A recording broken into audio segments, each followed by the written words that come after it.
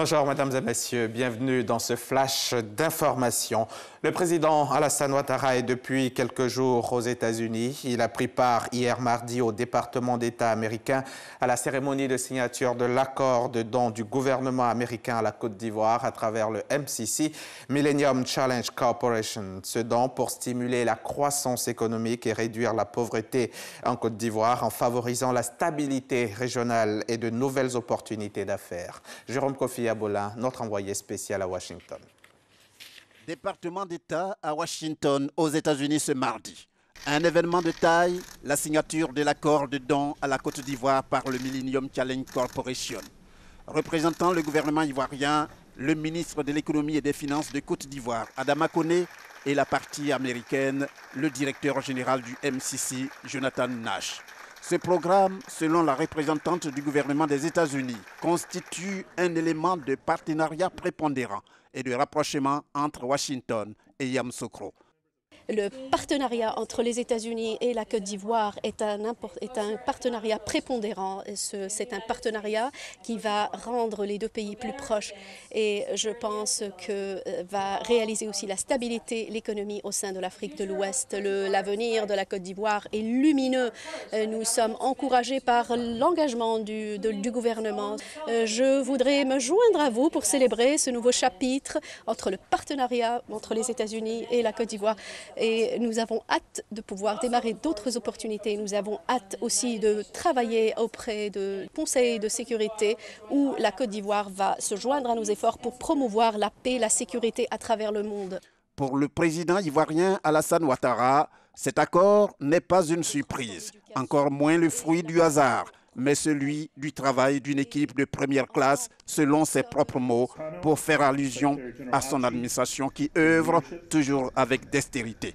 Et le chef de l'État d'évoquer cette administration, plus que jamais galvanisée, qui, dans la perspective d'un deuxième compact, n'a pas droit à la moindre erreur. Ce programme va être au service de la population et qui va adresser des problèmes majeurs. Par conséquent, nous n'avons pas de doute que ces projets vont avoir un impact décisif.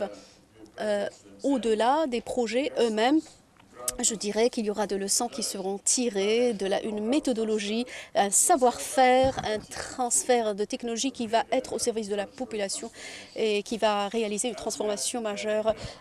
En tant que nous, dans notre préparation de notre convention, je voudrais vous assurer et vous rassurer de notre engagement, l'engagement de notre peuple et de notre gouvernement. Nous allons faire de notre mieux pour prendre les dispositions nécessaires pour garantir la qualité et la gouvernance de ce programme. En ce qui concerne les indicateurs, je dirais que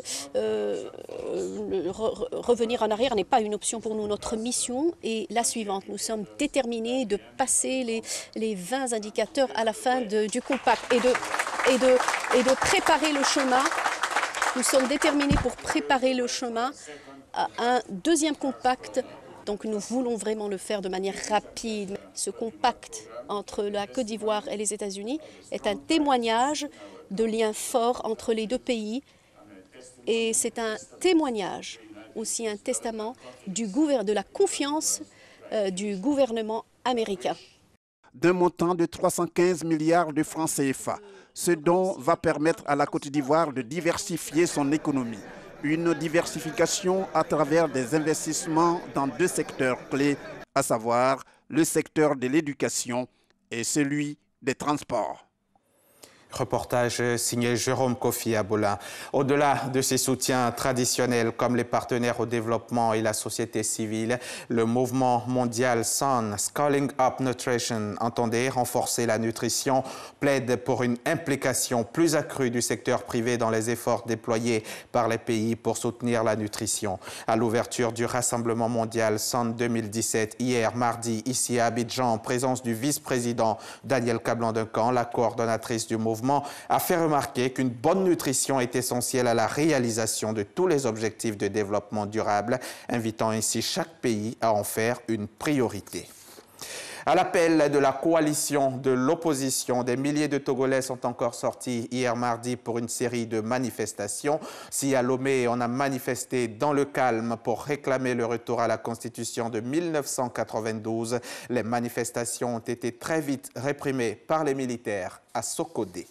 Chamboulement ce lundi au Zimbabwe, le président de la République, Robert Mugabe, a pris tout le monde par surprise en limogeant son vice-président Emmerson Mnangagwa. En poste depuis 3 ans, cet ancien compagnon de Mugabe dans la lutte pour l'indépendance était pourtant vu comme le dauphin naturel du chef de l'État âgé de 93 ans. Mais Emmerson Mnangagwa a été limogé officiellement pour manque de respect, manque de loyauté et malhonnêteté.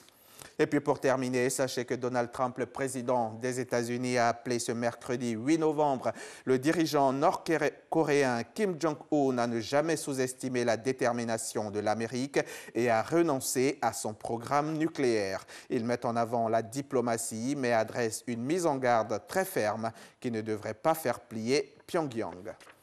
Fin de ce flash, rendez-vous pile 13h.